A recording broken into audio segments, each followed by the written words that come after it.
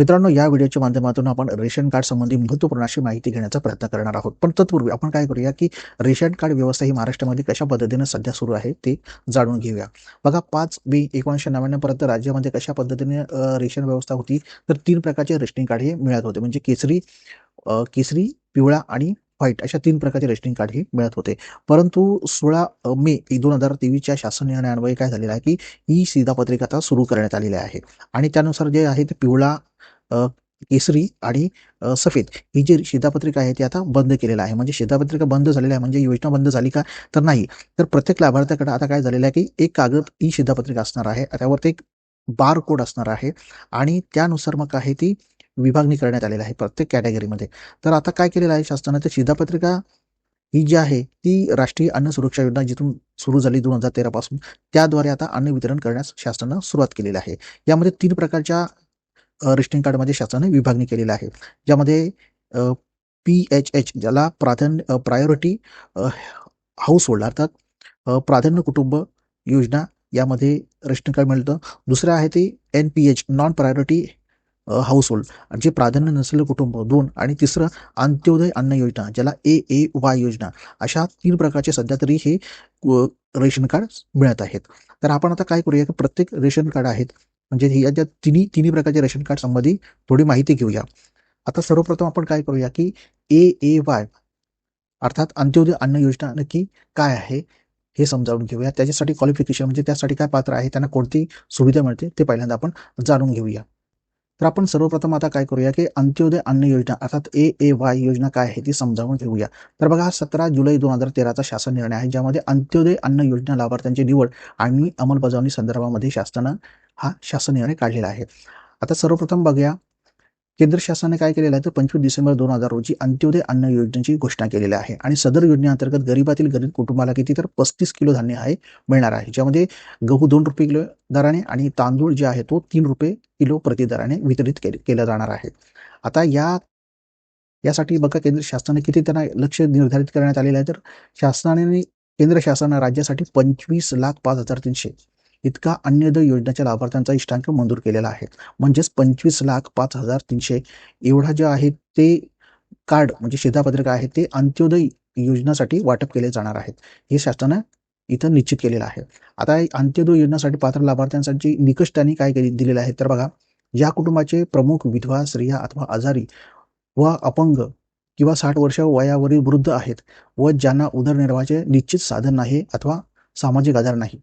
दुसरं, एकटे राहत असलेले दुर्धर, आजारग्रस्त, अपंग, विधवा, 60 वर्षावरील वृद्ध ज्यांना कुठल्याही कौटुंबिक व सामाजिक आधार अथवा कायमस्वरूपी उत्पन्नाचे साधन उपलब्ध नाही. तिसरं, त्यांनी काय सांगितलेलं आहे, की आदिवासी कुटुंबे ज्यामध्ये माडिया, कोलम आणि कातकरी, यानंतर 4 भूमिहीन शेतमजूर, अल्प भूधारक शेतकरी, ग्रामीण कारागीर उदाहरणार्थ चांभार, कुंभार, मोची, विणकर, सुतार तसेच झोपडपट्टीतील रहिवासी, विशिष्ट क्षेत्रात रोजंदारीवर काम करून उपजीविका करणारे नागरिक जसे हमाल आहेत, मालवाहतूक, सायकल रिक्षा चालवणारे, हातगाडीवरून मालाचे ने-आण करणारे, फळे आणि फुले विक्रेते, भारुडी, नंतर कचऱ्यातील वस्तू गोळा करणारे, तसेच निराधार व अशा प्रकारचे काम करणारे शहरी तसेच ग्रामीण भागातील व्यक्तींची कुटुंबे. याशिवाय कुष्ठरोगी बरा झालेला कुष्ठरोगी कुटुंब प्रमुख असलेले कुटुंब, ह्यांचा सगळ्यांचा समावेश आहे ना मित्रांनो, तो कुठल्या अंत्योदय अन्न योजनेमध्ये आहे. ही सगळीच याचा समावेश केला जाणार आहे. आता याच्यामध्ये आदिम बघा, इथं आणखी एक्स्ट्रा त्याने काय दिलेलं आहे बघा, तर आदिम जी कुटुंब आहेत, आदिम जमातीची कुटुंब, यांचा सुद्धा यामध्ये समावेश प्राधान्य केला गेलेला आहे.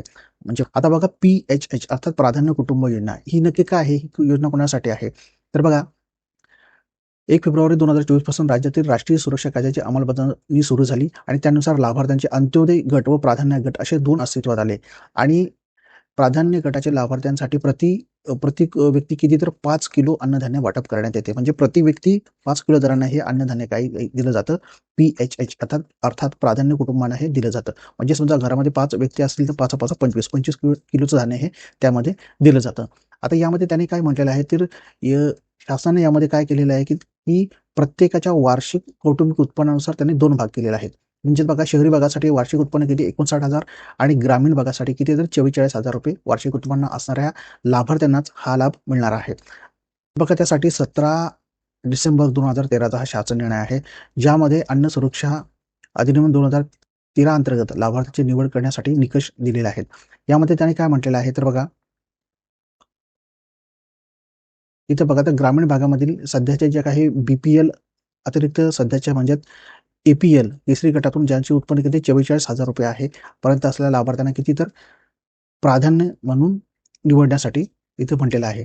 आणि शहरी भागामध्ये बघा तर ज्यांचं उत्पन्न 59,000 रुपये आहे अशा लोकांची सुद्धा इथं निवड प्राधान्य गटामध्ये लाभार्थी म्हणून निवड केली जाण्यासंदर्भात हा शासन निर्णय त्यांनी इथं दिलेला आहे.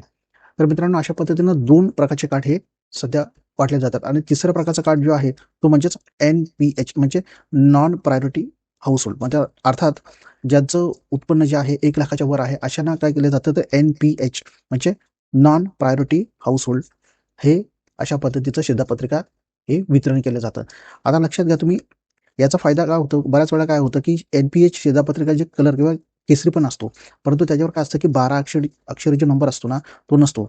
त्याच्यामुळे या कार्डचा वापर कशासाठी केला जातो तर फक्त रहिवाशाचा पुरावा किंवा जे कोणी सर्व्हिसला आहेत त्यांना मुलांच्या शिक्षणासाठी असलेला शिक्षणासाठी किंवा इतर जे काही योजनांसाठी वापर केला जातो.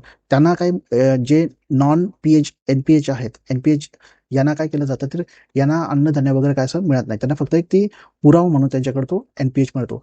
म्हणजे एक लक्षात घ्या, यावरून आपलं असं लक्षात आलं असेल की आता सध्याच्या स्थितीला बघायला गेलं तर फक्त 3 प्रकारचे कार्ड हे वाटप केले जातात. ज्यामध्ये AAY अर्थात अंत्योदय अन्न योजना, दुसरा आहे PHH अर्थात प्रायोरिटी हाऊस होल्ड म्हणजे प्राधान्य कुटुंब आणि दुसरा आहे NPH अर्थात नॉन प्रायोरिटी हाऊस होल्ड. अशा पद्धतीने 3 प्रकारचे कार्ड सध्या हे वाटप केले जातात. आता बघा, NPH मधून PHH मध्ये जर का नाव टाकायचं असेल तर त्यासाठी आपल्याला एक प्रक्रिया आहे. जे तुमचं नाव जर का उत्पन्न खरोखरच 1 लाखाच्या आत जर का असेल तर त्यांना काय करावं लागणार आहे तर बघा उत्पन्नाचा दाखला घ्यावा लागणार आहे. जसं की ग्रामीण भागासाठी 44,000 रुपये आहे आणि शहरासाठी 49,000चा आहे. तर अशा पद्धतीने तुम्हाला काय करावं लागणार आहे तर तहसीलदारकडून तो दाखला घेऊन मग तहसीलदारकडे आपल्याला अर्ज सादर करावा लागणार आहे. आणि अशा पद्धतीने आपण जे NPH जे आहे म्हणजे नॉन प्रायोरिटी जे हाऊस होल्डचं जे प्रायोरिटी हाऊस होल्ड अर्थात PHH मध्ये आपण रूपांतर करू शकतो कार्डला. तर मित्रांनो, बऱ्याचदा काय होतं की आपण नवीन रेशनिंग कार्डसाठी अप्लाय करतो, आपलं रेशनिंग कार्ड सुद्धा बनलं जातं, परंतु काय होतं की आपल्याला रेशन हे सुरू केलं जात नाही. 2-2, 4-4 महिने लागतात किंवा 6-6 महिने लागतात. तर याचं कारण काय आहे ते पहिल्यांदा आपण समजावून घेऊया. तर बघा, शासनाने काय केलेलं आहे की आता आपण मगाशी म्हटल्याप्रमाणे प्रत्येक जे आहे ते इष्टांक निश्चित केलेला आहे. याचा अर्थ असा आहे मित्रांनो बघा, तर आता आपण इथं बघूया की इथे आपण राज्याची जर का बघायला गेलं तर पूर्ण राज्यामध्ये 25,00,000 आणि 5,300 एवढी जे अंत्योदय योजनेसाठी शिधापत्रिकांची इष्टांक घोषित करण्यात आलेला आहे. म्हणजे एवढ्या शिधापत्रिकांचं त्यांना वाटप केलं जाणार आहे. आता त्यासाठी प्रत्येक जिल्ह्याला ही संख्या निश्चित करण्यात आलेली आहे. म्हणजे काय, तर बघा आता एक्झाम्पल आपण असं घेऊया की ठाण्यासाठी किती तर 49,153 एवढ्या जी कार्ड धारकांची संख्या आहे ती अंत्योदय अन्न योजनेसाठी आहे. ज्यामध्ये त्यांना गहू किती 20 किलो मिळणार आहे तर तांदूळ 15 किलो एवढं मिळणार आहे. म्हणजेच याचा अर्थ आता समजा आपण असं धरूया की आपण अंत्योदय योजनेसाठी अर्ज केलेला आहे आणि इथे बघा संख्या किती दिलेली आहे 49,553. परंतु जर का तिथं 50,000च्या पुढे जर का गेली अर्ज आलेला असेल तर तुम्हाला तसं मिळणार आहे का? त्यासाठी तुमचा अंत्योदय योजनेसाठी तुम्ही क्वालिफाय व्हाल का? तर नाही, तुम्हाला वेटिंग करावं लागेल. कारण का? तर बघा यामध्ये काही काही लोकं आहेत ना, याचा लाभ घेतात. हे अनेक लोकांचे काय ते उत्पन्न जास्त आहेत किंवा काही लोकं यामध्ये त्यांचा मृत्यू झाला असेल किंवा हळू कमी होतात. म्हणजेच जशा ज्या पद्धतीने कमी होतात ना, त्या पद्धतीने त्यांचा नावाने समावेश केला जातो. म्हणजे आता असं म्हणूया आपण की उदाहरणार्थ समजा की 100 लाभार्थी मंजूर आहेत आणि आपला नंबर किती 101वा आहे. समजून घ्या तुम्ही 101वा आहे तर आपल्याला धान्य मिळणार नाही. परंतु जेव्हा 100 लाभार्थ्यांमधून कोणीतरी मयत होणार आहे किंवा कोणीतरी निघून जाणार आहे, कोणीतरी अपात्र ठरणार आहे किंवा ज्याचं घर मोठं आहे, कोणी नोकरीला लागणार आहे, म्हणजे त्यातून काय होणार आहे, ते कोणतरी कमी होणार आहे. यावेळेस तो व्यक्ती कमी होणार, त्यानंतर आपल्याला तिथे संधी मिळणार आहे. म्हणजे इथे लक्षात घ्या तुम्ही 49,513 हे ठाणे जिल्ह्यासाठी इष्टांक निश्चित करण्यात आलेला आहे. असा प्रत्येक जिल्ह्यानुसार इष्टांक निश्चित करण्यात आलेला आहे. हा अंत्योदय अन्न योजनेसाठी बघा प्रत्येक इथे दिलेला आहे. खाली तुम्हाला डिस्क्रिप्शनमध्ये तुम्हाला हा लिंक हा जो परिपत्रक आहे ते सुद्धा तुम्हाला मी इथे देतोय. आता बघूया इथं की प्राधान्य कुटुंबातील लाभार्थ्यांची संख्या बघा. आता जानेवारी 2026 पासून हे वितरित केले जाणार आहेत. तर प्राधान्य कुटुंबाची संख्या सुद्धा, जे प्राधान्य कुटुंबाची लाभार्थ्यांची संख्या इथे निश्चित केलेला आहे शासनाने. किती ती करण्यात आलेलं आहे तर बघा 5,98,12,796 म्हणजे किती निश्चित केलेलं आहे ते 5,98,00,000 आणि प्रत्येक जिल्ह्याला ही जी कुटुंबाची जी लाभार्थ्यांची संख्या, सदस्य संख्या ही निश्चित केलेली आहे. आता बघा इथे मी आता ठाण्याचा एक्झाम्पल घेतो इथे. तर ठाण्यामध्ये किती केलेलं आहे तर 5,07,180 म्हणजे एवढी निश्चित केलेली आहे ही संख्या. यामध्ये किती मिळणार आहे? गहू बघा, गहू 3 किलो मिळणार आहे आणि तांदूळ 2 किलो मिळणार आहे. कधीतरी 1 जानेवारी 2026 पासून हे दर लागू होणार आहेत, म्हणजे मिळणार आहे. तर थोडक्यात काय मित्रांनो, आता जर का तुम्हाला प्राधान्य कुटुंबाचा योजना जर का लाभ घ्यायचा असेल तर इथं तुमची संख्या निश्चित करण्यात आलेली आहे. त्यामुळे जर का जसजशी यामधून संख्या कमी होणार तसं तुमचा नंबर लागत असतो. लक्षात घ्या तुम्ही मित्रांनो. म्हणजेच मगाशी आपण समजवल्याप्रमाणे जर का 100 असणार आहेत, 101 किंवा 115 नंबर आपला जर का नंबर असेल तर त्यातून जसे कमी होते. म्हणजे आता समजा ठाण्यामध्ये 5 लाखाच्या पुढे आहेत, म्हणजे 5 लाख आणि 7,180 आहेत. परंतु 6 लाख जर का आले असतील किंवा 7 लाख आले असतील तर बाकीचे जे 1-1.5 लाख लोक आहेत ते वेटिंगला आहेत.